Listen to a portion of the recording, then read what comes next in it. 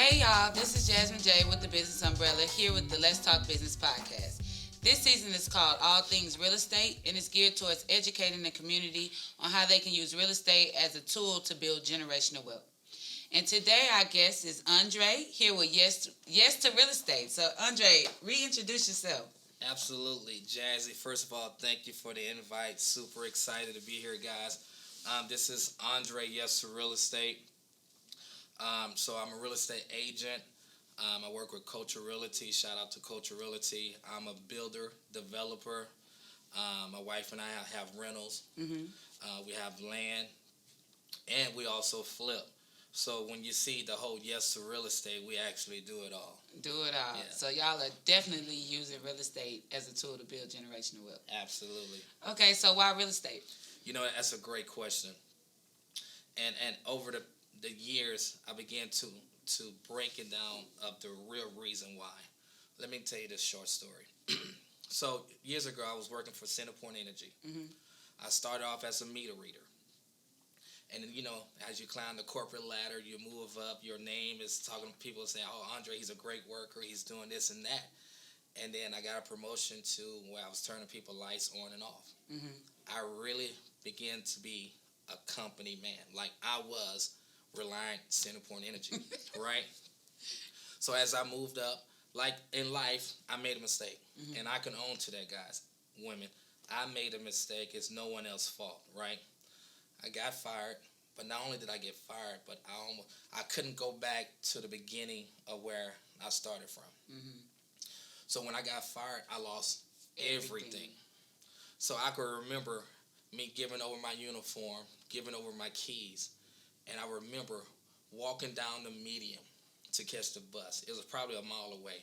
So I remember leaving the office. As soon as I left out, I started running. Just took off running. I just took off running, and I began to cry and sweat. Mm-hmm. So I'm running, and sweating, and crying, running down the median to catch the bus. And at this time, my mind was just going in different directions. How I'm going to pay rent, mm-hmm. how I'm going to pay for food. Mm-hmm. I got to go back home and live with my mom. What happened? I failed. Yeah. Right? Made it to the bus stop, went home, and then I remember going inside the apartment, and I heard the maintenance guy knocking on the door. Mm-hmm. And I hid. So I went to the shower in the tub like it was a hurricane, a tornado, and I hid in the tub. Wow. And when he opened the door, he looked throughout the house, opened up the shower, and see me. And this was the life-changing event. He looked at me and told me to get out. Wow. So when that happened, that totally changed and transformed my mind from running, sweating, to being put out of my apartment. I told myself at that moment, I would never, ever allow a job to have that much power over me. Right. Now, I still work today. I still have a full-time job for Chevron. But I also have financial freedom from the investments. Yeah. So after that, work my way back up. And that's the reason why I do real estate. Wow. Yeah. You know what? I think that is very important to have that transparent moment talking about when you actually shift your mindset. Yeah. Because I think in entrepreneurship, real estate, whatever you do, it's a mindset to it. So once your mindset is where you want it to be, then there's no stopping you. Absolutely. So, and sometimes it takes situations like that. And I know that was probably a very painful situation for you, but look at you today. Yes. So I'm very glad you shared that with my viewers. We appreciate that. Yes. So how do you find your deals? Great question. You know, real estate, I tell people, is a business opportunity, right? And business people, business opportunity. Opportunity. Okay. Right? Because in order to be successful in finding deals, you need people, right? And so to answer your question, I find deals from lenders. Mm-hmm. I find deals from other real agents. I find deals from people just selling straight to me. Mm-hmm. And so I find deals from me promoting online and people contacting me and say, hey, one person told me this, a relative, she said, hey, you know, I love how you promote with your son Chase and your daughter Skylar. Big shout out to the kid. Okay. Right? And I want to be a part of your success. Wow. So because of that, they allow me to get fresh deals from them before they even hit the market, because of the marketing and how I work with my kids to promote them so they can see what entrepreneurship look like. Wow. So when you talk about generational wealth, I think what you're doing is building generational wealth in every aspect. Yes. And not just financially having that backup for your children and their children and their children, but just exposing them at a very young age to the possibilities of the world. Yeah. And I just think that that's a beautiful thing, and even when you came on season 1, you came as a panelist on season 1. Which was awesome. Yes, it was awesome. Shout out to all the guests on season 1. Absolutely. I had my children there. Yeah. And I always see you post your children, and it was of the same mindset. I wanted my kids to see what it was like to be around a lot of like-minded people and what can be produced from that. Absolutely. So keep going. Keep going and exposing your kids to what it is that you're doing. I think that that's beautiful. Can I add on to that? Sure. So Chase, big shout out to Chase. He's been shout out to Chase. Yeah, he's been coming with Daddy since he's been 6 months. Wow. So imagine Chase crawling around in houses looking at me as I'm showing different clients' homes. Now, when I go show homes with Chase, he opened the door. He always acknowledged, hello, realtor present, right before we open the door. He's working. He's working. And his clarity, his boldness, the way he hold his head up, the way he opened the door, the way he walked straight with boldness and ownership. I didn't teach him that. I didn't say, Chase, walk with your head up, or Chase, speak loud. No. Everything he's been doing has been caught. And when I say caught, it's been in his spirit of seeing Dad do it. So when he see me do it, it just automatically just comes out of him. Last episode that I actually shot with Garland, he talked about how he got started. And he said he would go, I don't know the exact story, but I know he used to go somewhere with his dad. Yeah. And wherever he went, there was someone drawing pictures of homes. And he was exposed to that, he said, in the 7th grade. And he knew then, he was like, you could get paid for doing something that I love to do anyway, that I get in trouble at school doing. Yeah. And from there, his dad exposing him to that, Garland is drawing out, big, huge condos. Yes. And it's just a beautiful thing. So that really speaks to why I started this platform. Yeah. And I named it Let's Talk Business, podcast. And I want to cover all areas of business because I just want to expose the community that there are so many different options on how to generate wealth, how to start entrepreneurship, how to run a business that we just don't know about. Yeah. And when we have these platforms where we can just get on here and just have a conversation and just talk, but yet the information we're talking about is helping people 2 years from now who can go back on YouTube and look at this episode. So absolutely. Shout out to all my guests who've come on the show. Yes, amazing guests. So you talk about your clients and how you got deals. So tell me, how do you add value to your clients? Yes, great question. So I tend to first study my clients. Okay. Right? So if I have a client, I don't seek to first see what I can get. Mm-hmm. I first seek how I can add value to them. Mm-hmm. And you do that several ways, by watching, asking questions, and seeing what they're doing and what I do well that I can make it better. Right? So for example, I have one client who does wholesale, right? And so she get the property off market. She also my business partner. Shout out to Ashley. So she found a property off market, and I told Ashley, I said, hey, look, this is what I can offer you.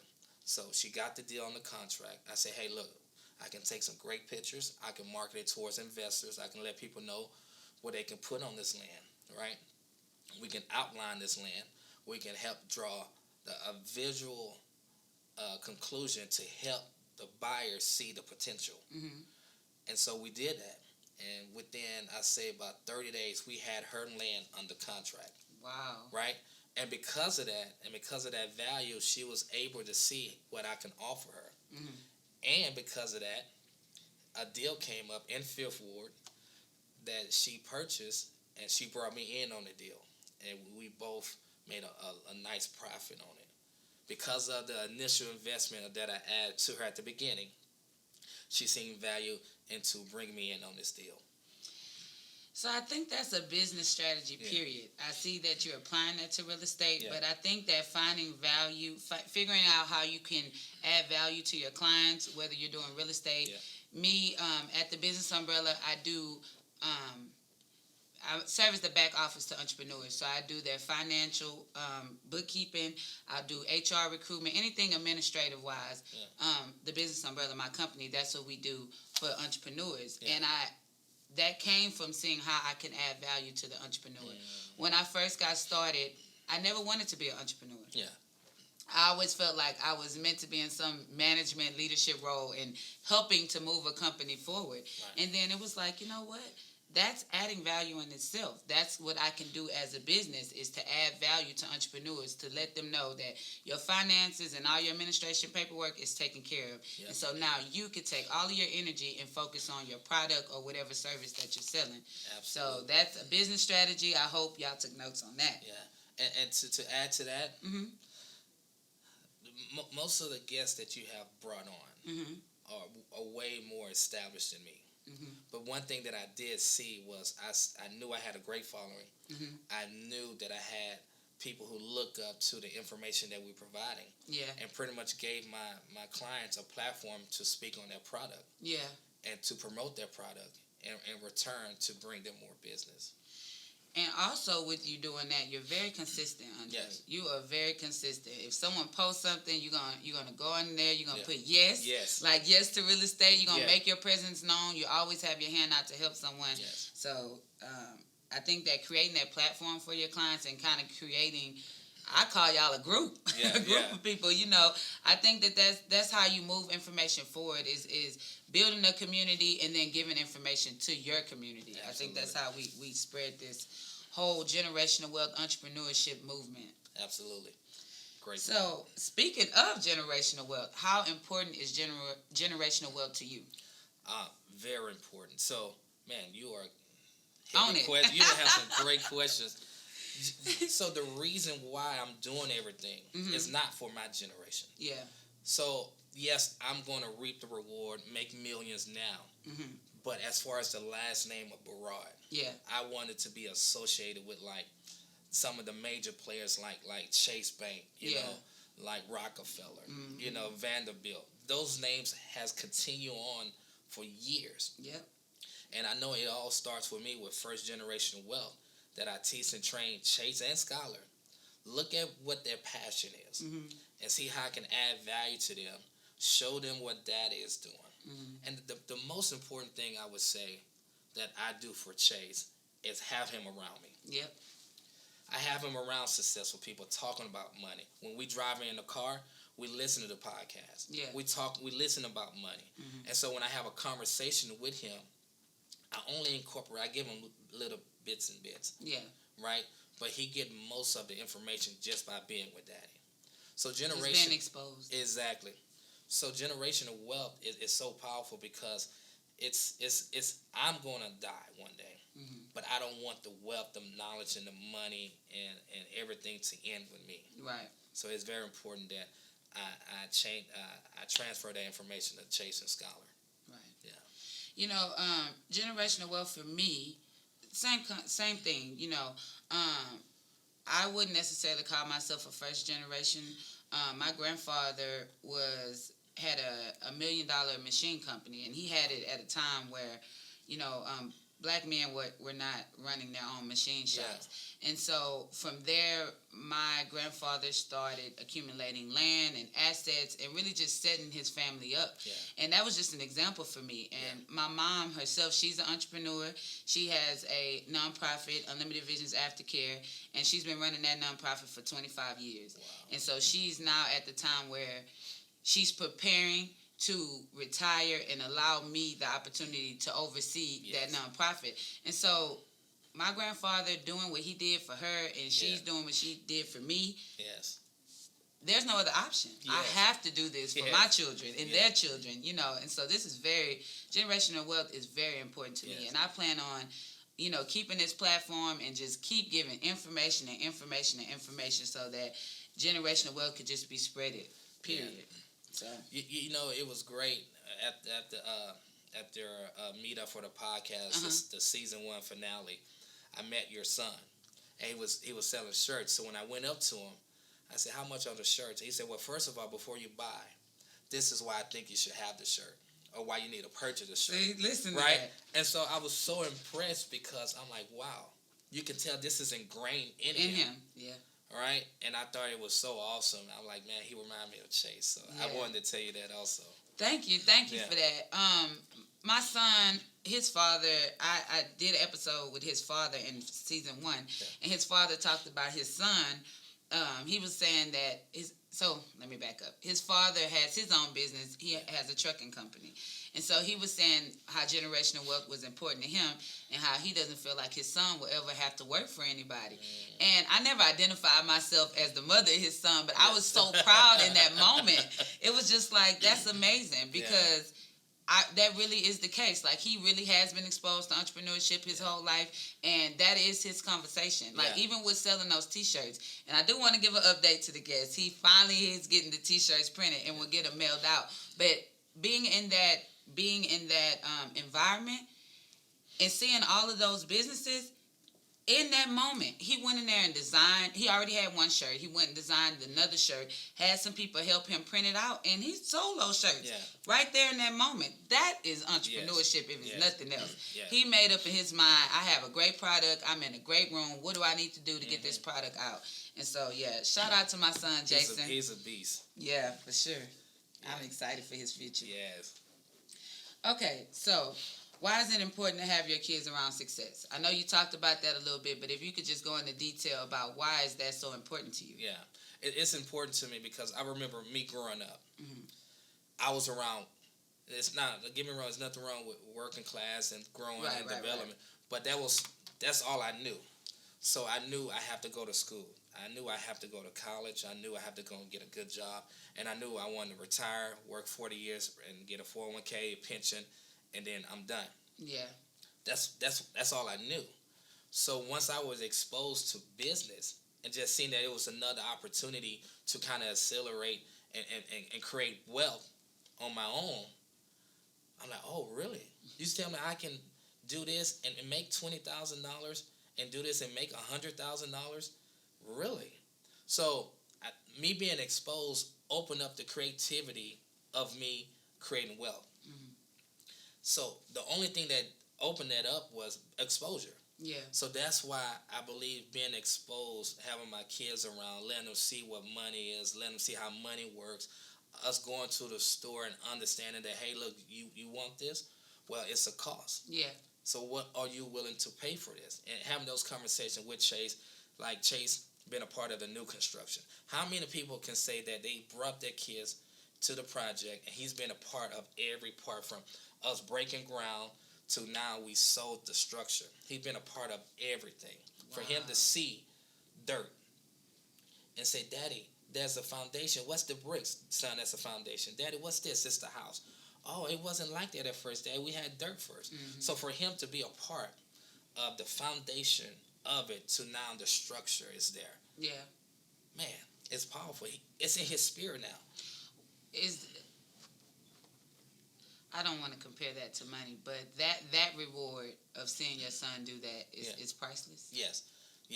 It is very priceless because no one can take that experience away from him. No one can say, oh, you never been a part of building a house from ground up. He can say, yes, I have, several times. Yeah. And so now when someone say, you can't do it, his mind, like, that's not true. I've seen my dad and mom do amazing things. So he can't even use that word in the house. When he said, I can't, I say, son, remember, let's figure out another route of doing this. So you feel like having him around and having him be a part of the success has created a standard for him? Yes. Him and his sister Skylar. Because now she's coming up seeing him. And when I tell you she's a lot more alert, a lot more snappier than Chase at that age. Yeah. Because she's seeing it. She's seeing it in her brother. And she's getting it at a very young age also. So his understanding, it's so much higher than a normal 4-year-old when it comes to entrepreneurship. That's beautiful. Yeah. So speaking of entrepreneurship, for the aspiring entrepreneur, what would be your advice to them? Yeah. I would say the main thing if you want to succeed in business is being consistent. Definitely. Right? It's funny because when we started the whole Yes to Real Estate movement, big shout out to my marketing guy, Voss. I was doing everything on my own. And maybe I was getting one like and maybe one heart. Right? And most of the time that was from Joanne, my wife. Thank you for that, right? But I was consistent. I was consistent with saying yes, consistent with putting stuff out. Even when it didn't look right, it was like, what are he doing? But I was constantly putting stuff out there. And the funny thing is, people didn't like the whole yes at first. They didn't like it. They didn't like it. I had comments, remarks like, why are you saying yes? It don't make sense. You know what I'm saying? Why are you saying yes to this? I was a little bit confused at first. Yeah. Why are you saying yes to this? It makes no sense. Yes, I don't get it. Right. But I just stayed with it. And let me tell you a thing about this. Being consistent would eventually people would catch on. Yep.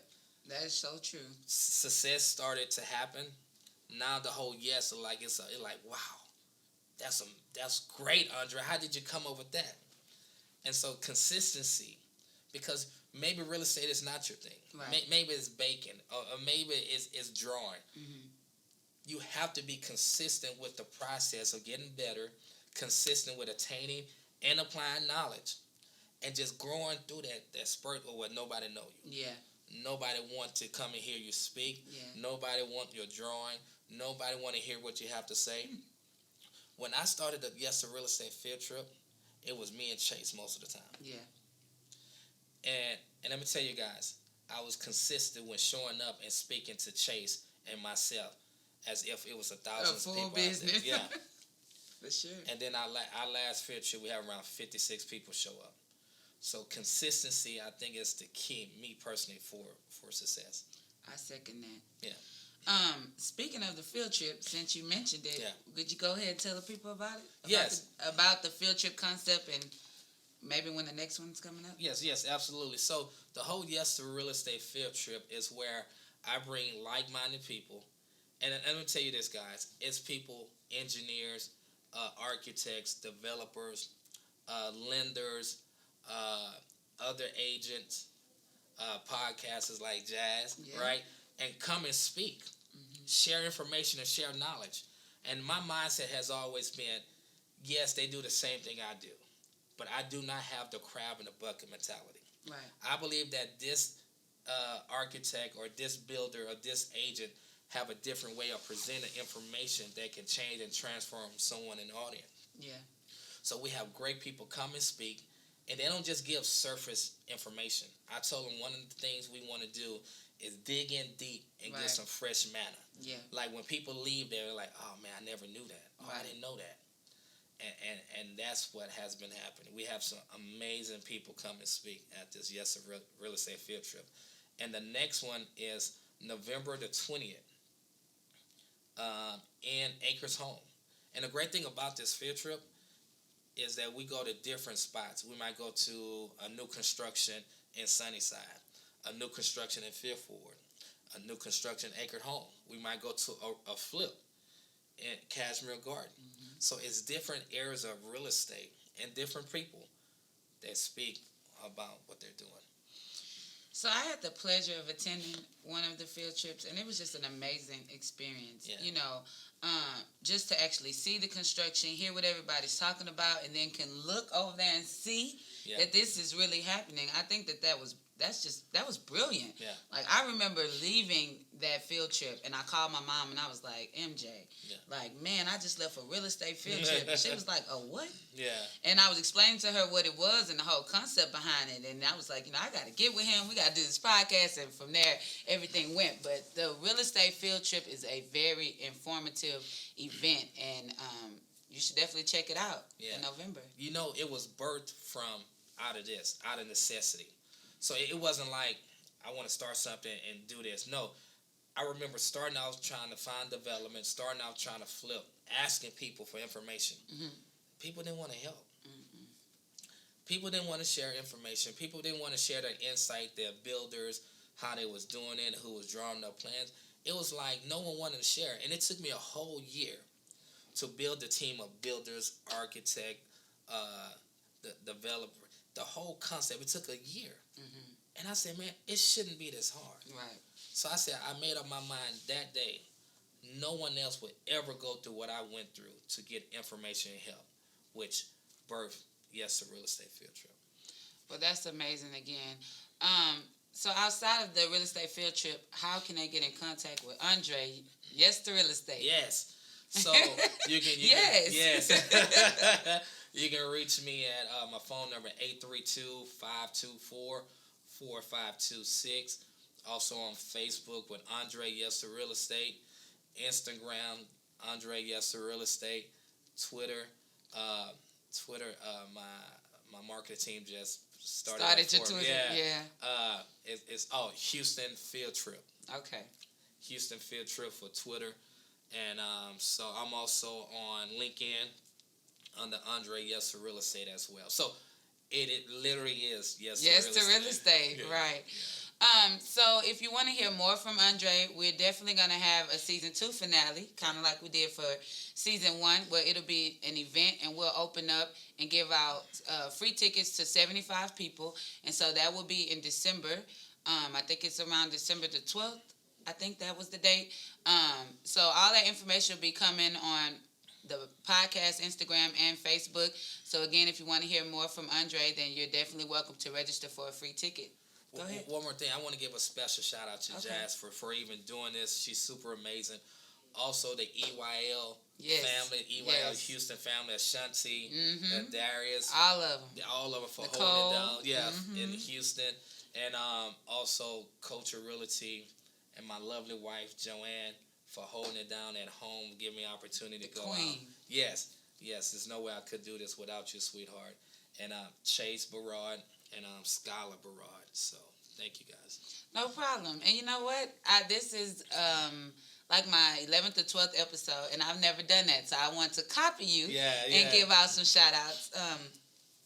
This whole podcast has just really been an amazing experience. And I did an episode on the guy who started producing the podcast with me, Steve. And I'm just always grateful for him. And every opportunity that I get, I will always shout him out, Stevie Rock. My children, Joa and JC and Jason, my little small entrepreneurs, this is for them. And so I want to shout them out as well. The Business Umbrella. I don't always talk about my business on the podcast because I want to educate everyone, but I am in business. The Business Umbrella, what we do, again, is serve as the back office to entrepreneurs. So if you need someone to help you with your taxes, your bookkeeping, helping you hire, if it's time for your business to grow, please get at me.